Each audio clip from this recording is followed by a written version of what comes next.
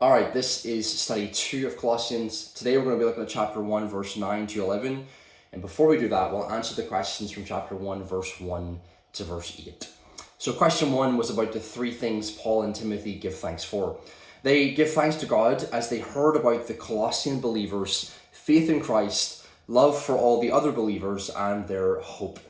These three, faith, love, and hope, are common themes throughout the New Testament. You can see a little bit in 1 Thessalonians 1 verse 3 and 1 Corinthians chapter 13 verse 13. These are the essential parts of the Christian life: faith, love, and hope. We have faith in Christ, his person, his death and resurrection, and his ongoing work for us.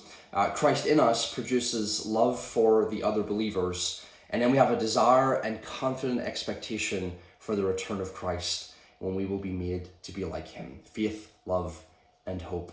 Number 2, the gospel was spreading throughout the known world, transforming lives by bringing them into right relationship with God through the person and work of Christ. So now we're in chapter 1, verse 9 to 11. After giving thanks, Paul now prays for them. The prayers of the New Testament letters are really important for a number of reasons. First of all, it's important because the Bible is inspired by God. Then these prayers are inspired. This means that the Spirit used Paul here to write this prayer. This prayer then is completely in the will of God. We can pray them as promises to ourselves. We can pray them for ourselves, and we can pray them for others. The second reason it's important is because the prayers in the New Testament letters usually contain within them the core themes of the rest of the letter.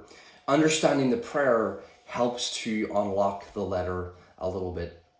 So this prayer that we look at here in Colossians is very similar to the prayer in Philippians chapter 1, verse 9 to 11, and in Ephesians chapter 1, verse 15 to 20.